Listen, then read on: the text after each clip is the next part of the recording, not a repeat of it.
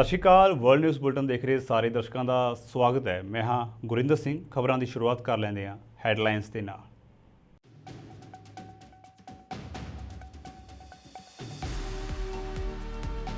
Vatican city ਨੇ pop ਦੇ ਬਿਆਨ ਉੱਤੇ ਦਿੱਤਾ ਸਪਸ਼ਟੀਕਰਨ। ਕਿਹਾ ਪੋਪ ਫ੍ਰਾਂਸਿਸ ਦਾ ਰੂਸੀ ਸਾਮਰਾਜਵਾਦ ਦੀ ਵਡਿਆਈ ਕਰਨ ਦਾ ਨਹੀਂ ਸੀ ਕੋਈ ਇਰਾਦਾ।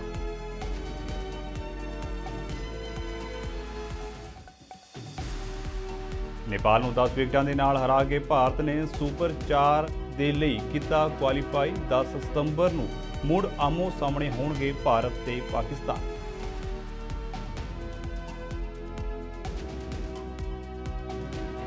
ਕੈਲੀਫੋਰਨੀਆ ਦੇ ਵਿੱਚ ਜਾਤ ਵਿਤਕਰੇ ਖਿਲਾਫ ਕਾਨੂੰਨ ਸੰਬੰਧੀ ਬਿੱਲ ਅਸੈਂਬਲੀ ਦੇ ਵੱਲੋਂ ਪਾਸ। ਹਿੰਦੂਤਵੀ ਗਰੁੱਪਾਂ ਦੇ ਵੱਲੋਂ ਬਿੱਲ ਦਾ ਕੀਤਾ ਜਾ ਰਿਹਾ ਹੈ ਵਿਰੋਧ।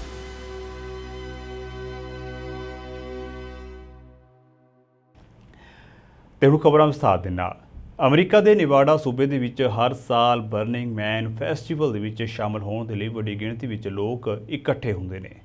ਇਹ ਇੱਕ ਸੱਭਿਆਚਾਰਕ ਸਮਾਗਮ ਹੈ ਅਤੇ ਨੇਵਾਡਾ ਦੇ ਮਾਰੂਥਲ ਖੇਤਰ ਦੇ ਵਿੱਚ ਬਲੈਕ ਰੌਕ ਸਿਟੀ ਦੇ ਵਿੱਚ ਆਯੋਜਿਤ ਕੀਤਾ ਜਾਂਦਾ ਹੈ। ਇਸ ਫੈਸਟੀਵਲ ਦਾ ਆਯੋਜਨ 27 ਅਗਸਤ ਨੂੰ ਸ਼ੁਰੂ ਹੋਇਆ ਸੀ। ਹਾਲਾਂਕਿ ਸ਼ਨੀਵਾਰ ਨੂੰ ਘਟਨਾ ਦੌਰਾਨ 24 ਘੰਟਿਆਂ ਤੱਕ ਪਏ ਭਾਰੀ ਮੀਂਹ ਨੇ ਤਬਾਹੀ ਵਰਗੀ ਸਥਿਤੀ ਪੈਦਾ ਕਰ ਦਿੱਤੀ।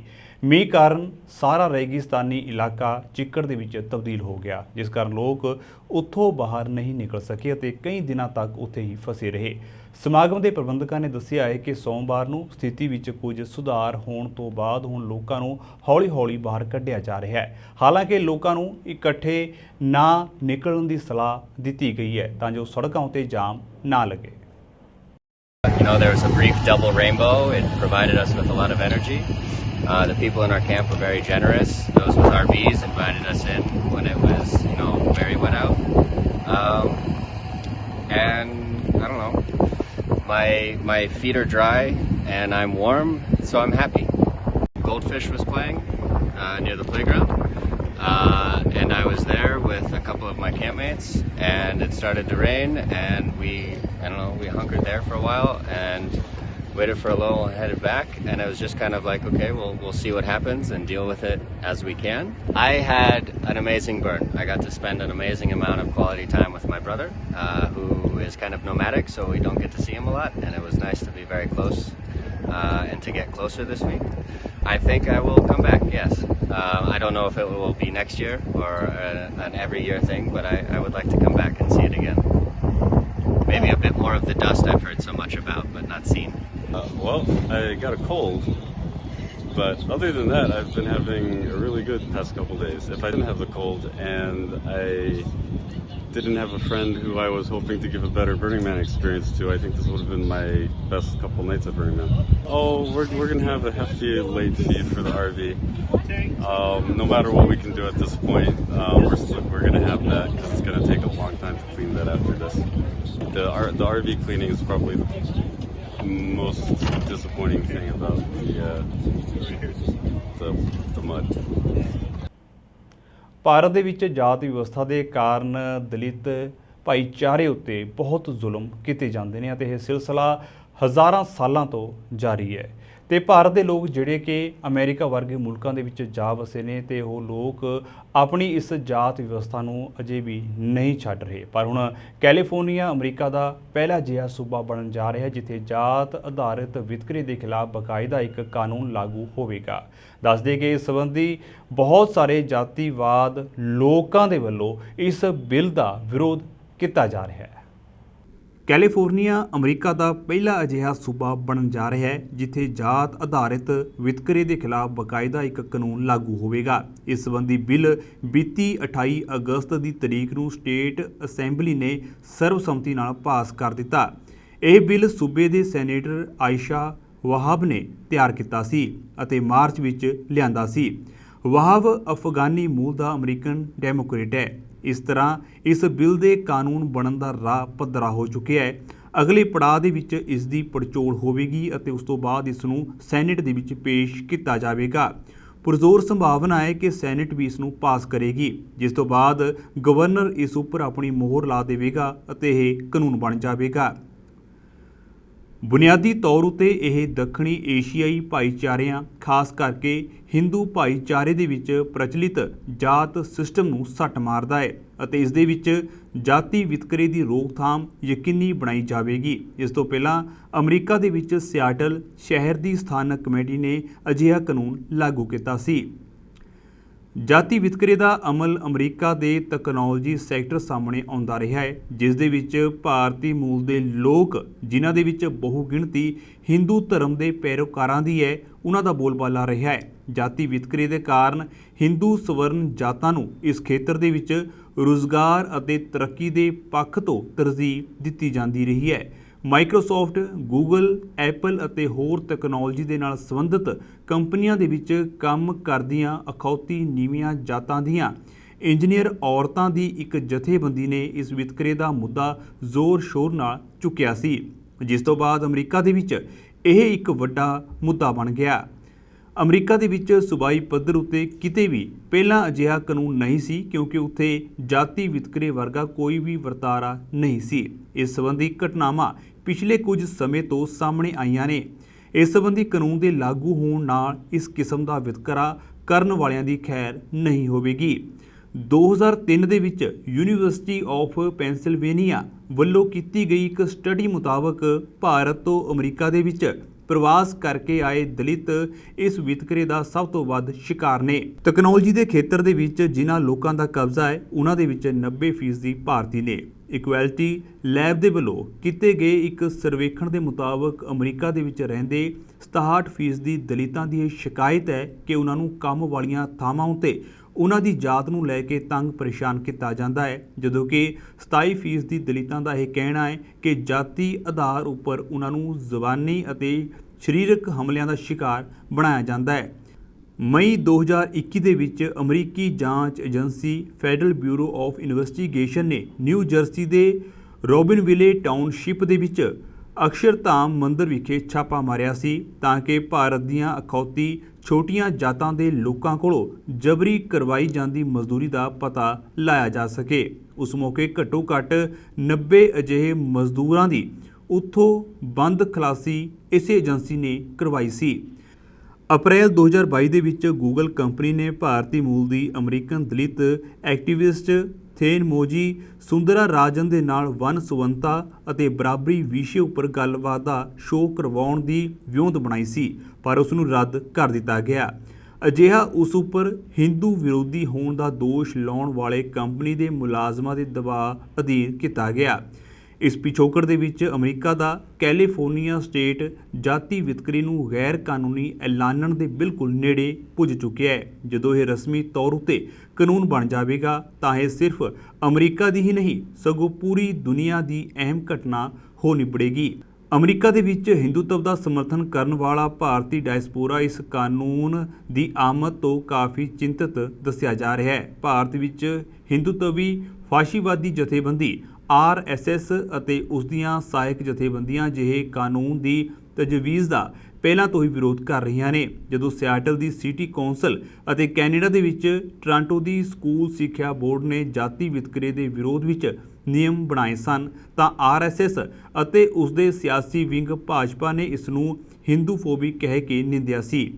ਹਿੰਦੂਤਵੀ ਵਿਦਵਾਨ ਅਜਿਹੇ ਕਾਨੂੰਨਾਂ ਨੂੰ ਲਾਗੂ ਕਰਨ ਦੇ ਅਮਲ ਨੂੰ ਹਿੰਦੂ ਧਰਮ ਦੇ ਅਕਸ ਨੂੰ ਖਰਾਬ ਕਰਨ ਵਾਲਾ ਗਰਦਾਨ ਰਹੇ ਨੇ, ਜਦੋਂ ਕਿ ਸਰਬੱਤ ਦੇ ਭਲੇ ਨੂੰ ਪ੍ਰਣਾਏ ਦੁਨੀਆ ਦੇ ਸਿਆਣੇ ਵਿਦਵਾਨ ਇਸ ਨੂੰ ਜੀ ਆਇਆਂ ਕਹਿ ਰਹੇ ਨੇ।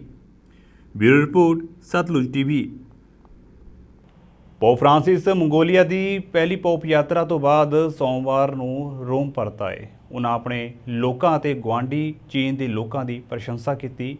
ਮੰਗੋਲੀਆ ਤੋਂ ਵਾਪਸ ਆਉਂਦੇ ਸਮੇਂ ਜਹਾਜ਼ ਉੱਤੇ ਸਵਾਰ ਪੱਤਰਕਾਰਾਂ ਦੇ ਨਾਲ ਗੱਲਬਾਤ ਕਰਦੇ ਹੋਏ ਫ੍ਰਾਂਸਿਸ ਨੇ ਕਿਹਾ ਹੈ ਕਿ ਚੀਨ ਦੇ ਨਾਲ ਸਬੰਧ ਬਹੁਤ ਸਨਮਾਨਜਨਕ ਹਨ। ਮੈਂ ਚੀਨੀ ਲੋਕਾਂ ਦੀ ਬਹੁਤ ਪ੍ਰਸ਼ੰਸਾ ਕਰਦਾ ਹਾਂ। ਉਹਨਾਂ ਕਿਹਾ ਕਿ ਮੈਨੂੰ ਲੱਗਦਾ ਹੈ ਕਿ ਸਾਨੂੰ ਇੱਕ ਦੂਜੇ ਨੂੰ ਬਿਹਤਰ ਸਮਝਣ ਦੇ ਲਈ ਧਾਰਮਿਕ ਪੱਖ ਤੋਂ ਅੱਗੇ ਵਧਣ ਦੀ ਲੋੜ ਹੈ। ਇਸ ਲਈ ਚੀਨੀ ਨਾਗਰਿਕਾਂ ਨੂੰ ਇਹ ਨਹੀਂ ਸੋਚਣਾ ਚਾਹੀਦਾ ਕਿ ਚਰਚ ਉਹਨਾਂ ਦੇ ਆਪਣੇ ਸੱਭਿਆਚਾਰ, ਆਪਣੀਆਂ ਕਦਰਾਂ ਕੀਮਤਾਂ ਨੂੰ ਸਵੀਕਾਰ ਨਹੀਂ ਕਰਦਾ ਅਤੇ ਇਹ ਹੈ ਕਿ ਚਰਚ ਕਿਸੇ ਹੋਰ ਵਿਦੇਸ਼ੀ ਸ਼ਕਤੀ ਨੂੰ ਦਰਸਾਉਂਦਾ ਹੈ।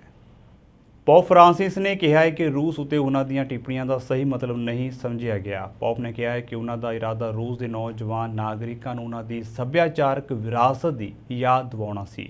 ਜ਼ਿਕਰਯੋਗ ਹੈ ਕਿ 25 ਅਗਸਤ ਨੂੰ ਹੋਈ ਇੱਕ ਵੀਡੀਓ ਕਾਨਫਰੰਸ ਦੇ ਵਿੱਚ ਫਰਾਂਸਿਸ ਨੇ ਰੂਸੀ ਨੌਜਵਾਨਾਂ ਨੂੰ ਇਹ ਯਾਦ ਰੱਖਣ ਲਈ ਕਿਹਾ ਸੀ ਕਿ ਉਹ ਪੀਟਰ ਇੱਕ ਅਤੇ ਕੈਥਰੀਨ ਦੋ ਵਰਗੇ ਪੁਰਾਣੇ ਬਾਦਸ਼ਾਹਾਂ ਦੇ ਵਾਰਸ ਹਨ ਜਿਨ੍ਹਾਂ ਨੇ ਰੂਸੀ ਖੇਤਰ ਦਾ ਵਿਸਥਾਰ ਕੀਤਾ ਸੀ ਅਤੇ ਉਹਨਾਂ ਨੌਜਵਾਨ ਰੂਸੀ ਕੈਥੋਲਿਕਾਂ ਨੂੰ ਕਿਹਾ ਹੈ ਕਿ ਉਹ ਮਹਾਨ ਰੂਸੀ ਸਾਮਰਾਜ ਦੇ ਵਾਰਸ ਨੇ। ਪੋਪ ਦੀਆਂ ਇਹਨਾਂ ਟਿੱਪਣੀਆਂ ਦੀ ਯੂਕਰੇਨ ਦੁਆਰਾ ਆਲੋਚਨਾ ਕੀਤੀ ਗਈ ਸੀ। ਕੀਵ ਨੇ ਕਿਹਾ ਸੀ ਕਿ ਪੋਪ ਦੀਆਂ ਇਹ ਟਿੱਪਣੀਆਂ ਬਹੁਤ ਹੀ ਅਫਸੋਸਜਨਕ ਸਨ।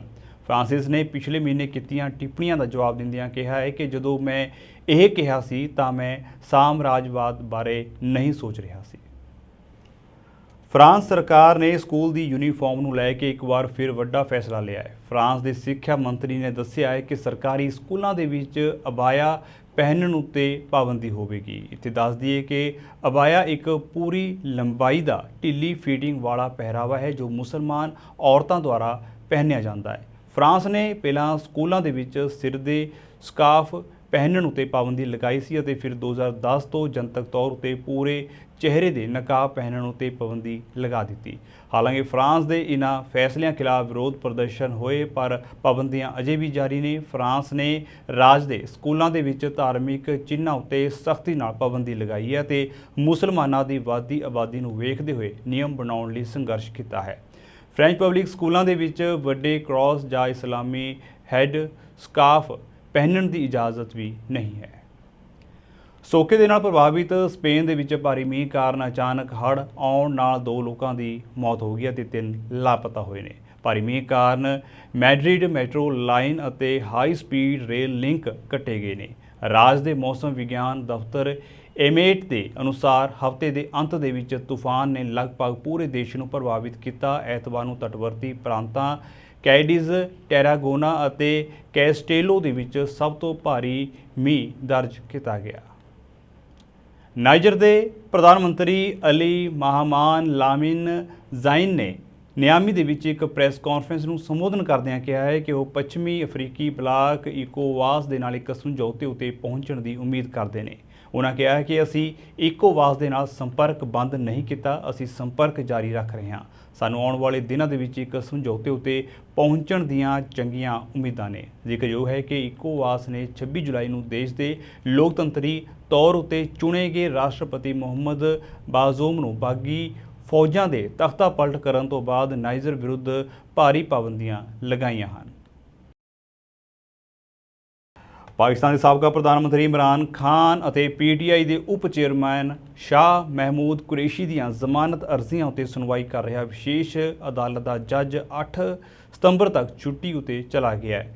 ਇਹ ਕੇਸ ਸਰਕਾਰੀ ਭੇਤਾਂ ਦਾ ਖੁਲਾਸਾ ਕਰਨ ਦੇ ਨਾਲ ਸੰਬੰਧਿਤ ਹੈ। ਜੱਜ ਅਬੂਲ ਹਸਨਤ ਨੇ ਸ਼ਨੀਚਰਵਾਰ ਨੂੰ ਅਰਜ਼ੀਆਂ ਉੱਤੇ ਸੁਣਵਾਈ ਸੋਮਵਾਰ ਤੱਕ ਟਾਲ ਦਿੱਤੀ ਸੀ ਕਿਉਂਕਿ ਵਿਸ਼ੇਸ਼ ਅਦਾਲਤ ਦੀ ਪ੍ਰਮਾਣਿਕਤਾ ਬਾਰੇ ਇਸਲਾਮਾਬਾਦ ਹਾਈ ਕੋਰਟ ਦੇ ਵੱਲੋਂ ਜਾਂਚ ਕੀਤੀ ਜਾ ਰਹੀ ਹੈ।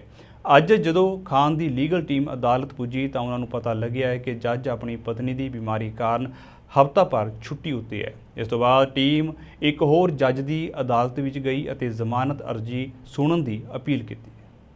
मैं कहना ये चाह रहा था कि आज हमारी केस थी, पिछले सैटरडे को यानी परसों हमने 2-2.5 घंटे सिर्फ इस बात पे इसरार किया कि किसी भी मुलज़िम की किसी भी बुनियादी शहरी का ये बुनियादी हक है कि पोस्ट अरेस्ट बेल उसकी सुन ली जाए, मेरिट पे डिसाइड कर दिया जाए। जज साहब मुस्तकिल अड़े रहे कि मैं इस बहस को नहीं सुनूंगा और हर हाल में मंडे को इसकी बहस सुन के मैं फैसला करूंगा। लेकिन कमाल की बात है कि आज जब हम सुबह पहुंचते हैं तो ना सिर्फ पता चलता है कि जज साहब छुट्टी पे हैं, ये नहीं सिर्फ एक दिन की छुट्टी पे हैं, 8 तारीख तक छुट्टी पे हैं यानी जुम्मे तक। और आम तौर पर वो सैटरडे को वैसे ही वो छुट्टी करते हैं, आते नहीं हैं और आगे संडे है। पूरा हफ्ता यानी 7 दिन की सिर्फ जमानत ना सुनने के लिए वो छुट्टी पे चले गए। और दूसरा, लॉ मिनिस्ट्री ने एक कमाल का नोटिफिकेशन जारी किया जो कि इस्लामाबाद हाई कोर्ट के चीफ जस्टिस साहब की भी जिम्मेदारी है पूरे पाकिस्तान में ये तरीक़ाकार है कि अगर कोई एक जज अवेलेबल नहीं है तो निज़ाम इंसाफ कभी नहीं रुकता। उसकी जगह पे जो ड्यूटी जज होता है या एडमिनिस्ट्रेटिव जज होता है वो फैसले करता है। लेकिन पता चला कि ये वो वाहिद जज हैं जिनको बाई पर्सन या बाई डेजिग्नेशन उनको डेजिग्नेट किया गया है कि वो ऑफिशियल सीक्रेट एक्ट के मुकदमात सुनेंगे, और उनकी जगह पे पूरे जुडिशल कम्प्लेक्स में जो सैकड़ों की तादाद में judicial complex old and new सैकड़ों की तादाद में तमाम केसेस और तमाम जजेस एक दूसरे के ड्यूटी जज भी हैं और एडमिनिस्ट्रेटिव जज भी हैं, और वो फैसले कर सकते हैं सिवाय इस एक केस के जिसमें इमरान खान और शाह महमूद कुरैशी का केस है। बड़े अफसोस से कहना पड़ता है ये लॉ मिनिस्ट्री ने जब ये डेजिग्नेट किया या नोटिफिकेशन किया या लाहौर इस्लामाबाद हाई कोर्ट के सामने जब ये मैटर आया तो क्या उनको नहीं पता कि निज़ाम इंसाफ को इस तरह पाबंदियां नहीं लगाई जा सकती। जिस मुल्क में रूल ऑफ लॉ नहीं होगा, जिस मुल्क में इंसाफ नहीं होगा, ना वो मुल्क तरक्की करता है ना वो कौमें तरक्की करती हैं। और अफसोस की बात है कि इसका एहसास किसी को नहीं है। हम मुतालबा करते हैं चीफ जस्टिस ऑफ पाकिस्तान से कि इस वक्त तमाम एजेंसीज, लॉ इन्फोर्समेंट एजेंसीज, हमारी एस्टैब्लिशमेंट एक्सपोज हो चुकी है, लेकिन खुदा के लिए आप अदलिया को एक्सपोज मत करें। अगर इस तरह अदलिया एक्सपोज होनी शुरू हो जाएगी तो लोगों का इंसाफ और कानून के इंस्टीट्यूशन से एतमाद उठ जाएगा, और जिस दिन ये एतमाद उठ जाएगा उस दिन आपका, अवाम का, रियासत का, पूरी कौम का नुकसान है। ਪੀਡੀਆਈ ਸਿੰਧ ਦੇ ਪ੍ਰਧਾਨ ਹਲੀਮ ਆਦਿਲ ਸ਼ੇਖ ਖਿਲਾਫ ਗੈਰ ਕਾਨੂੰਨੀ ਮਾਮਲਿਆਂ ਦਾ ਸਿਲਸਿਲਾ ਜਾਰੀ ਹੈ। ਹਲੀਮ ਆਦਿਲ ਸ਼ੇਖ ਨੂੰ ਅੱਜ ਕਲਿਫਟਨ ਦੀ ਅੱਤਵਾਦ ਰੋਕੂ ਅਦਾਲਤ ਵਿੱਚ ਪੇਸ਼ ਕੀਤਾ ਗਿਆ। ਹਲੀਮ ਆਦਿਲ ਸ਼ੇਖ ਨੂੰ 3 ਦਿਨ ਦੇ ਰਿਮਾਂਡ ਉੱਤੇ ਮਬੀਨਾ ਟਾਊਨ ਪੁਲਿਸ ਦੇ ਹਵਾਲੇ ਕਰ ਦਿੱਤਾ ਗਿਆ। ਕੇਸ ਦੀ ਸੁਣਵਾਈ ਤੋਂ ਬਾਅਦ ਪੱਤਰਕਾਰਾਂ ਦੇ ਨਾਲ ਗੱਲਬਾਤ ਕਰਦੇ ਹੋਏ ਹਲੀਮ ਆਦਿਲ ਸ਼ੇਖ ਨੇ ਕਿਹਾ ਹੈ ਕਿ ਅਸੀਂ 6 ਸਤੰਬਰ ਦਾ ਦਿਹਾੜਾ ਧੂਮਧਾਮ ਨਾਲ ਮਨਾਵਾਂਗੇ। ਉਹਨਾਂ ਕਿਹਾ ਹੈ ਕਿ ਫੌਜ ਵੀ ਸਾਡੀ ਹੈ ਅਤੇ ਸੰਸਥਾਵਾਂ ਵੀ ਸਾਡੀਆਂ ਨੇ। ਅਸੀਂ 6 ਸਤੰਬਰ ਪਾਕਿਸਤਾਨ ਰੱਖਿਆ ਦਿਵਸ ਮੌਕੇ ਸ਼ਹੀਦਾਂ ਨੂੰ ਸ਼ਰਧਾਂਜਲੀ ਦੇਵਾਂਗੇ। 5 ਦੀ ਰਾਤ ਨੂੰ ਸ਼ਹੀਦਾਂ ਨੂੰ ਸਲਾਮ ਕਰਨ ਦੇ ਲਈ ਮੋਮਬੱਤੀਆਂ ਜਗਾਵਾਂਗੇ। 6 ਸਤੰਬਰ ਨੂੰ पूरे सिंध ਵਿੱਚ शहीदों ਨੂੰ श्रद्धांजलि दी जाएगी। देखिए, हर रात के बाद सुबह होती है और ज़रूर होती है।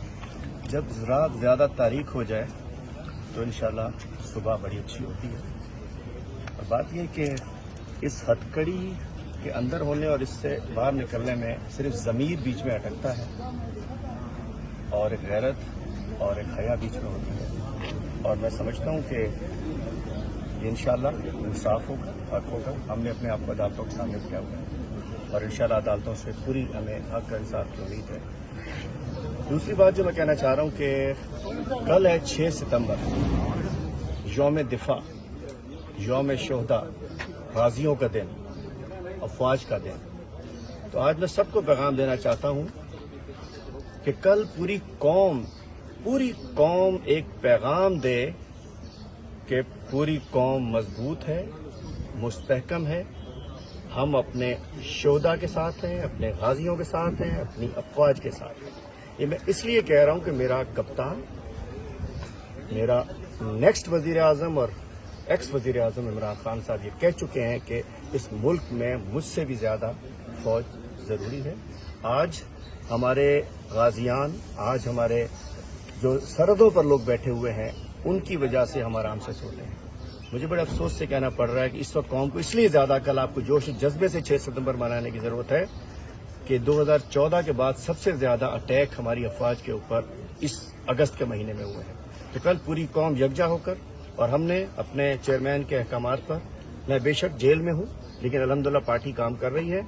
इंशाअल्लाह कल पूरे सिंध में हमने शोहदा को खराज तहसीन पेश करना है, हमने गाजियों को खराज तहसीन पेश करना है, हमने अपनी अफवाज के साथ यकजहती करनी है।